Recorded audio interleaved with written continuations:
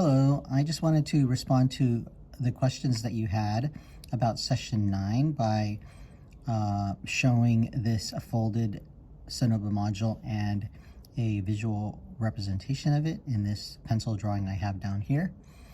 And in the transformation activities in that session, the diagram of the Sonobe module looks like this. So the lines in the center of the diagram in the form of an X represents the overlapping layers that you see in an actual Sonobe module.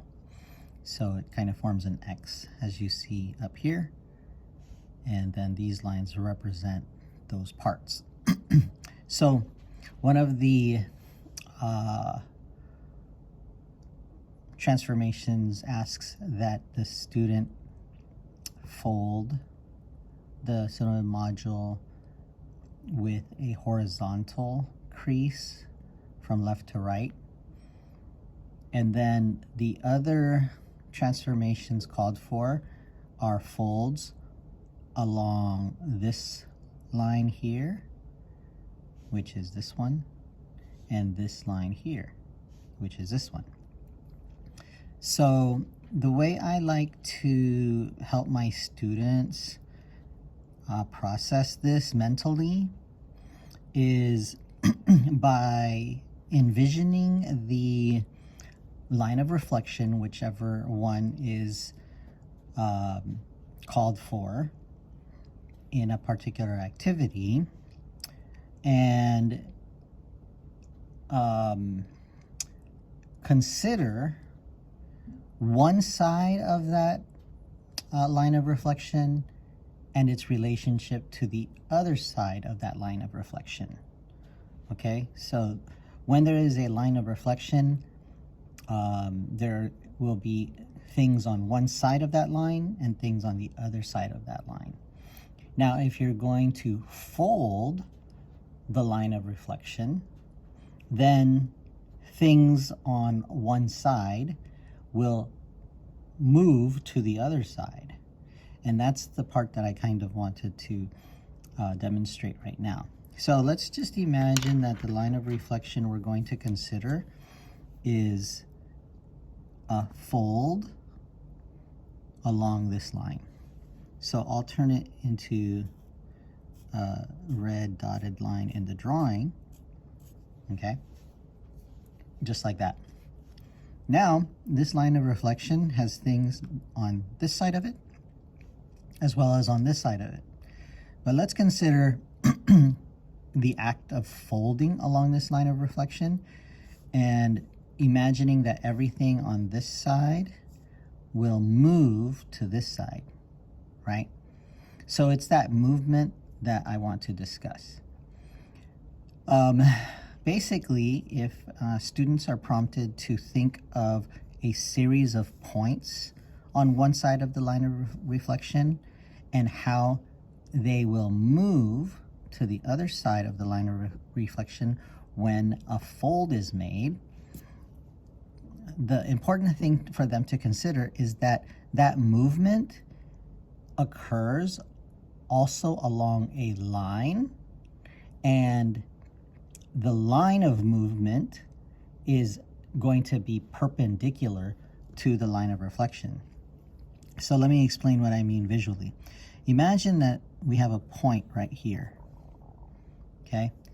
Now that point, when we fold along the line of reflection, is going to come to the other side of the line of reflection, okay? But it's going to move to the other side of the line of reflection along a path that is perpendicular to the line of reflection.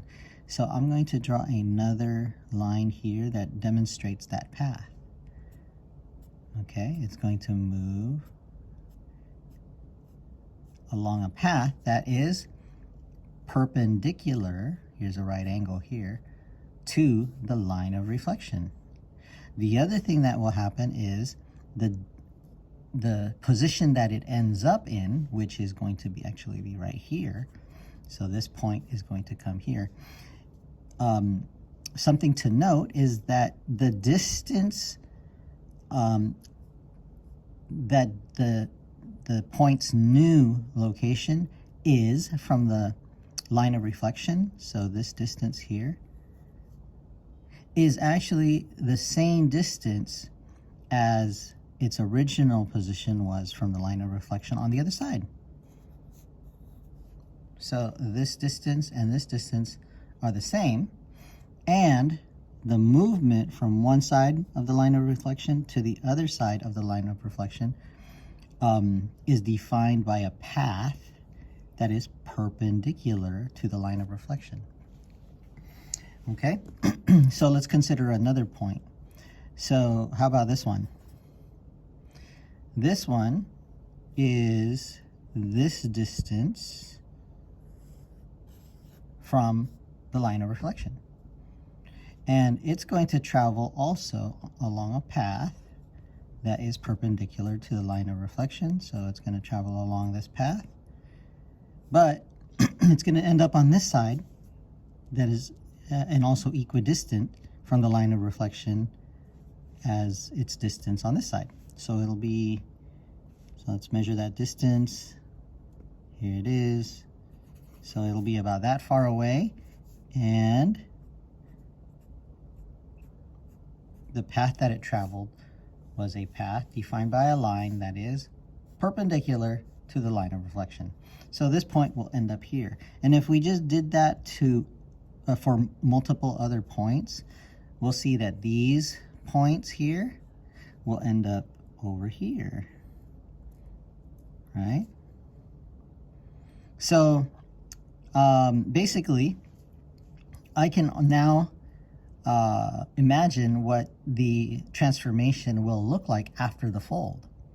I can see that this whole section here, all these points and all the points in between, will just end up kind of overlapping with this part, right? So we won't really see anything. It's just going to be a new layer. But this part, some of these parts are going to be exposed, like creating a new layer on this side. So the outcome will be something that looks like this. I'm going to go ahead and shade in what we will have at the end. Well, my prediction of what we will have at the end. So I think we will end up seeing something that looks like this. So this shaded part right here. Okay, so everything defined in this section. If we fold our Sonobe module along this line of reflection, right? So let's see if my prediction is good. I'm going to go ahead and notice here's my line of reflection here. I'm going to take everything on this side of it and move it to that side by making a fold. And there you go. I've done it. And it looks like my prediction, right? So hopefully that strategy is something that you're able to communicate to the students, and they can start to use it as a strategy for making predictions. In summary, basically, we've got a line of reflection. Everything on one side moves to the other side along a path that is perpendicular to the line of reflection. And then the new location of different points, when they move to the other side of the line of reflection, will still be equidistant to the line of reflection as they were from their original location. Okay, I hope that this is helpful to you, and we can certainly discuss it when we meet again next week. Thank you very much.